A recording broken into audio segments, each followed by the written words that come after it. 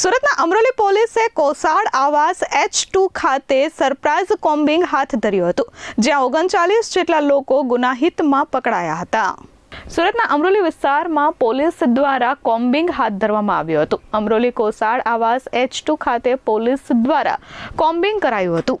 કાયદો અને વ્યવસ્થા જાળવવા તેમજ અસામાજિક તત્વો અને વારંવાર ગુના કરનાર ઇસમો સામે કાર્યવાહી કરવા પોલીસે આ કોમ્બિંગ હાથ ધર્યું હતું। કોમ્બિંગમાં ડીસીપી, એસીપી સહિતના ઉચ્ચ પોલીસ અધિકારીઓ સાથે પોલીસ દ્વારા આવાસમાં સઘન ચેકિંગ કરાયું હતું, જેમાં તડીપારના પ્રોહિબિશનના કાયદા હેઠળ 8 અને દારૂ પીધેલા 15 સહિત વિવિધ ગુનાઓમાં કુલ 36 વ્યક્તિઓ સામે કાયદેસરની કાર્યવાહી કરવામાં આવી હતી। પોલીસની અચાનક કામગીરીથી અસામાજિક તત્વોમાં ફફડાટ ફેલાયો હતો।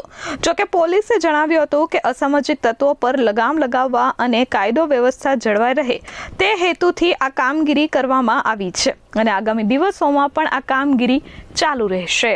Bureau report S24 news, Surat.